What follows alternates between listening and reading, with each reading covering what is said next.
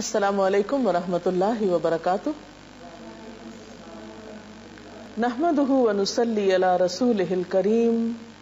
اما بعد فاعوذ باللہ من الشیطان الرجیم. بسم اللہ الرحمن الرحیم. رب اشرح لی صدری ویسر لی امری واحلل عقدۃ من لسانی یفقہوا قولی. ہماری آج کی گفتگو کا موضوع ہے اعتکاف. اعتکاف کا لفظ آپ کے لیے کچھ نیا لفظ نہیں. رمضان کا نام آتے ہی اعتکاف کا خیال بھی آتا ہے، اور خاص طور پر جب رمضان کا دوسرا عشرہ اپنے اختتام کو پہنچتا ہے تو بہت دفعہ آپ اعتکاف کا لفظ سنتے ہیں. اعتکاف کیا چیز ہے؟ اعتکاف کا کیا معنی ہے؟ اعتکاف عربی زبان کا لفظ ہے، عین کاف فے سے بنا ہے. اس کا لفظی معنی ہوتا ہے ٹھہر جانا، جم جانا، اور پھر یہ جم کر ایک جگہ رک کر عبادت کرنے کے لیے استعمال ہوتا ہے. اسلام کی اصطلاح میں اعتکاف اس کو کہتے ہیں کہ نیت کر کے مسجد میں رہے انسان، اور سوائے ضروری حاجات کے جو مسجد میں پوری نہ ہو سکتی ہوں مسجد سے باہر نہ جائے. قرآن پاک میں اللہ سبحانہ وتعالیٰ فرماتے ہیں وَأَنْتُمْ عَاكِفُونَ فِي الْمَسَاجِدِ. تو گویا یہ مسنون عبادت دراصل مسجد میں ہوتی ہے. اعتکاف ایک ایسی عبادت ہے جس کا بہت اجر و ثواب ہے. عن ابن عباس ان رسول اللہ صلی اللہ علیہ وسلم قال قال فی المعتکف هو يعتکف الذنوب ويجرى له من الحسنات كعامل الحسنات كلها. حضرت عبداللہ بن عباس بیان کرتے ہیں کہ نبی صلی اللہ علیہ وسلم نے اعتکاف کرنے والے کے بارے میں فرمایا، اعتکاف کرنے والا چونکہ گناہوں سے رکا رہتا ہے اس لیے اس کے حق میں وہ تمام نیکیاں لکھی جاتی ہیں جو اس شخص کے حق میں لکھی جاتی ہیں جو تمام نیکیوں پر عمل پیرا ہو. عام حالات میں ہر طرح کی نیکی کرنا ایک مشکل کام ہے، لیکن جو شخص نیکی کی نیت اور غرض سے اپنے آپ کو کچھ دن کے لیے محض نیک کام کے لیے پابند کر لیتا ہے اس شخص کو بے پناہ اجر و ثواب ملتا ہے. اعتکاف کے بارے میں قرآن پاک میں سورۃ البقرہ میں آیت نمبر 187 187 میں آتا ہے وَلَا تُبَاشِرُوهُنَّ وَأَنْتُمْ عَاكِفُونَ فِي الْمَسَاجِدِ تِلْكَ حُدُودُ اللَّهِ فَلَا تَقْرَبُوهَا كَذَلِكَ يُبَيِّنُ اللَّهُ آيَاتِهِ لِلنَّاسِ لَعَلَّهُمْ يَتَّقُونَ. اور جب تم مسجدوں میں حالت اعتکاف میں ہو تو بیویوں سے مباشرت نہ کرو، یہ اللہ کی باندھی ہوئی حدیں ہیں، ان کے قریب نہ پھٹکنا. اس طرح اللہ اپنے احکام لوگوں کے لیے بصراحت بیان کرتا ہے. توقع ہے کہ وہ غلط رویے سے بچیں گے. اس آیت سے یہ بات پتہ چلتی ہے کہ اعتکاف مساجد میں ہوتا ہے. اگرچہ اعتکاف رمضان کے علاوہ بھی ہوتا ہے، لیکن رمضان میں چونکہ ہر نیکی کا اجر زیادہ ہو جاتا ہے، اور ویسے بھی رمضان میں اعتکاف فرض کفایہ کی حیثیت رکھتا ہے، اس لیے عموماً اعتکاف رمضان میں ہی کیا جاتا ہے. اعتکاف ایک دن کا بھی ہو سکتا ہے اور زیادہ کا بھی. نبی صلی اللہ علیہ وسلم عموماً آخری عشرے میں اعتکاف فرمایا کرتے تھے. آپ کے اس طرز عمل کے بارے میں حضرت ابو ہریرہ رضی اللہ تعالی عنہ بیان کرتے ہیں کہ نبی اکرم صلی اللہ علیہ وسلم کے سامنے ہر سال ایک بار قرآن پڑھا جاتا. جس سال آپ نے وفات پائی اس سال آپ کے سامنے 2 بار قرآن مجید ختم کیا گیا. اسی طرح ہر سال آپ 10 دن اعتکاف فرماتے، لیکن جس سال آپ نے وفات پائی 20 دن کا اعتکاف فرمایا. حضرت عائشہ سے روایت ہے نبی صلی اللہ علیہ وسلم رمضان مبارک کا آخری عشرہ اعتکاف فرمایا کرتے تھے یہاں تک کہ آپ نے وفات پائی. آپ کے بعد آپ کی ازواج مطہرات نے بھی اعتکاف کیا. اس سے پتہ چلتا ہے کہ یہ عبادت مردوں کے علاوہ خواتین بھی کر سکتی ہیں. حضرت عبداللہ بن عمر بیان کرتے ہیں کہ نبی صلی اللہ علیہ وسلم جب اعتکاف کا ارادہ فرماتے تو توبہ والے ستون کے ساتھ یا تو آپ کے لیے بستر بچھا دیا جاتا یا آپ کی چارپائی بچھا دی جاتی۔ توبہ والا ستون وہ خاص ستون ہے جس کے ساتھ کچھ لوگوں نے اپنے آپ کو باندھ لیا تھا اس غرض سے کہ ان کی ایک کوتاہی پر جب تک اللہ تعالیٰ معاف نہیں فرمائیں گے وہ اپنے آپ کو وہاں سے الگ نہیں کریں گے۔ اس حدیث سے یہ بات بھی پتہ چلتی ہے کہ آپ صلی اللہ علیہ وسلم نے اعتکاف کی حالت میں چارپائی کا استعمال بھی کیا۔ حضرت عائشہ رضی اللہ تعالیٰ عنہ فرماتی ہے کہ اعتکاف کرنے والوں کے لیے اعتکاف کے معاملے میں سنت یہ ہے کہ وہ نہ مریض کی عیادت کرے، نہ جنازے میں جائے، نہ عورت کو ہاتھ لگائے، نہ اس سے مباشرت کرے، نہ کسی حاجت کے لیے مسجد سے نکلے بجز اس حالت کے کہ جس کے لیے مسجد سے نکلنے کے سوا کوئی چارہ نہ ہو، اور اعتکاف روزے کے بغیر نہیں ہوتا۔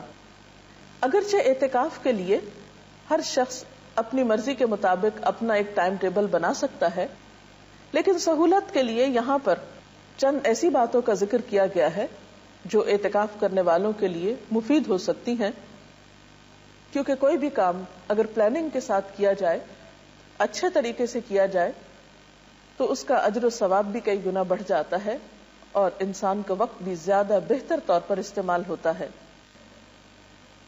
نمونے کا ایک ٹائم ٹیبل حاضر خدمت ہے۔ مثلا دن کا آغاز صبح اٹھنے سے ہوتا ہے۔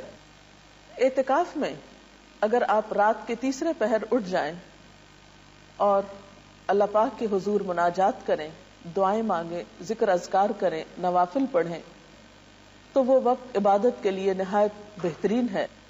حضرت ابو ہریرہ رضی اللہ تعالی عنہ سے روایت ہے کہ رسول اللہ صلی اللہ علیہ وسلم نے فرمایا، ہمارا رب جب آخر تہائی حصہ رات کا باقی رہ جاتا ہے تو آسمان دنیا پر اترتا ہے اور فرماتا ہے، کون مجھ سے دعا کرتا ہے کہ میں اس کی دعا قبول کروں؟ کون مجھ سے کچھ مانگتا ہے کہ میں اس کو دوں؟ کون مجھ سے گناہوں کی معافی چاہتا ہے کہ میں اس کے گناہ معاف کر دوں؟ اور ویسے بھی صبح کے اوقات میں سحری کے وقت استغفار اللہ کے مقرب بندوں کا شیوا ہے۔ اللہ سبحانہ وتعالیٰ فرماتے ہیں اپنے نیک بندوں کے بارے میں کہ وَبِالْأَسْحَارِ هُمْ يَسْتَغْفِرُونَ، سحری کی گھڑیوں میں وہ استغفار کرتے ہیں، اس لیے اس وقت ذکر میں بہترین وظیفہ استغفار کا ہو سکتا ہے۔ ذکر و اذکار کے بعد سحری کے وقت آپ سحری بھی کھا سکتے ہیں۔ اعتکاف میں کھانے پینے کی کوئی ممانعت نہیں۔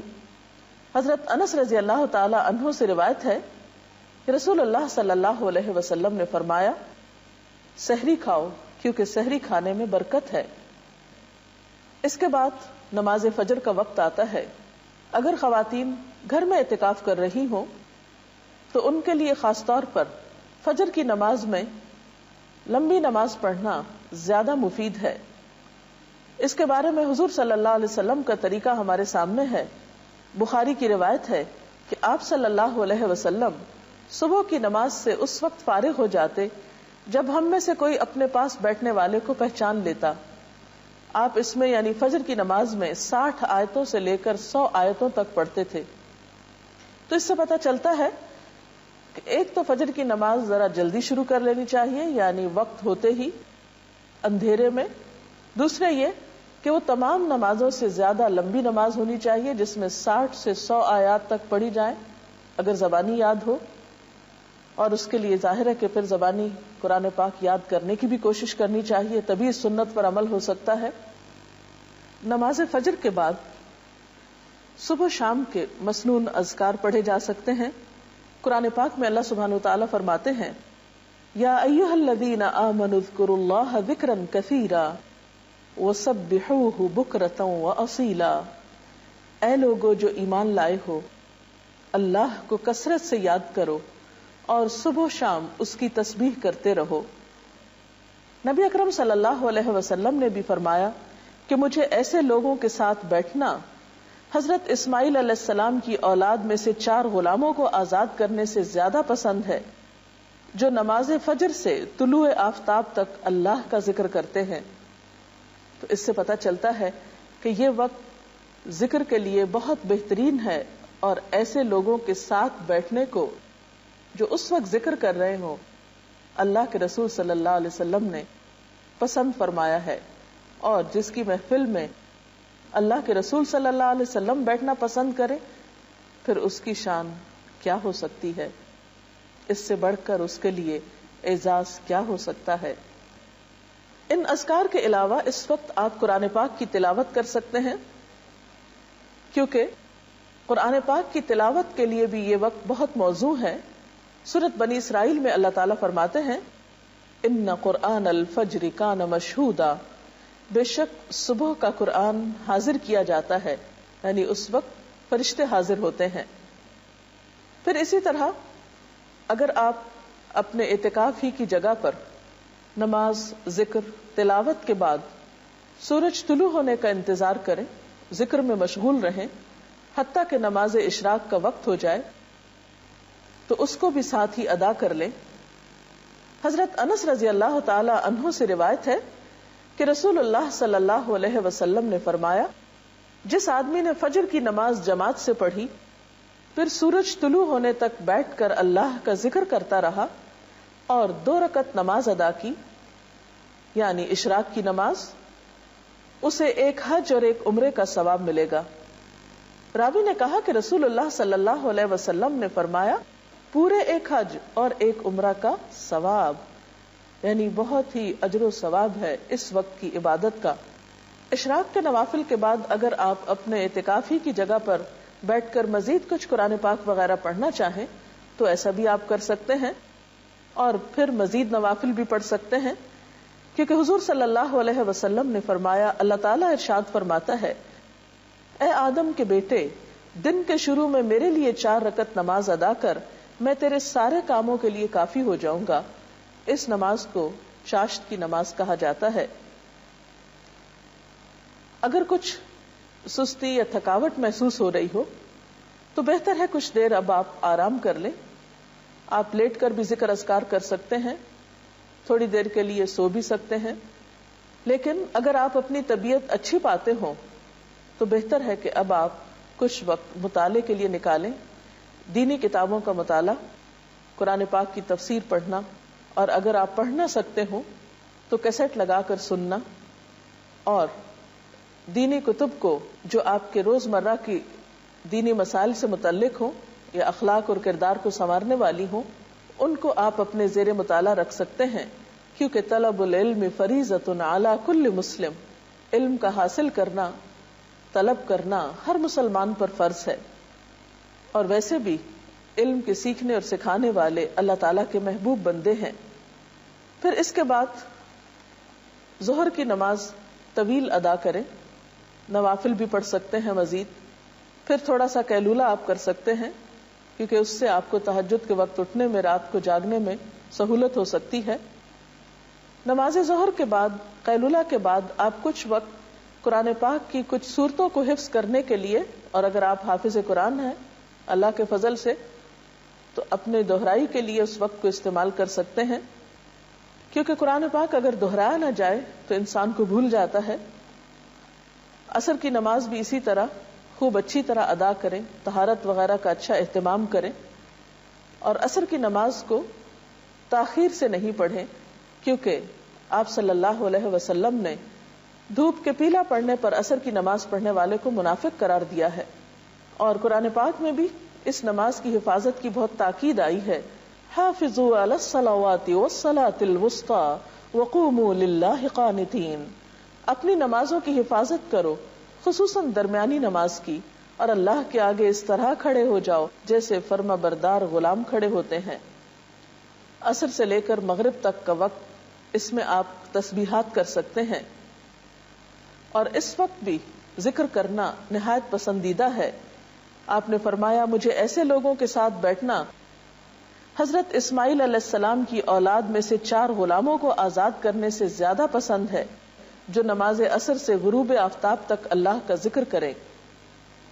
اس وقت بھی آپ صبح شام کی دعائیں پڑھ سکتے ہیں۔ اس کے علاوہ کچھ اور تسبیحات، مثلا سبحان اللہ و بحمدہ سبحان اللہ العظیم، استغفر اللہ ربی من کل ذنب و اتوب الیہ، اللہم صل وسلم علی نبینا محمد، لا حول ولا قوة الا باللہ العلی العظیم، لا الہ الا انت سبحانک انی کنت من الظالمین، یا حی یا قیوم برحمتک استغیث، یہ ذکر کے کچھ مخصوص کلمات ہیں. اپنی سہولت کے مطابق آپ جس جس کی چاہیں جتنی مرتبہ چاہیں تسبیح کر سکتے ہیں. اس کے بعد افطار کا وقت قریب ہوگا، پھر دعائیں خوب مانگیں کیونکہ افطاری کے وقت دعائیں قبول ہوتی ہیں.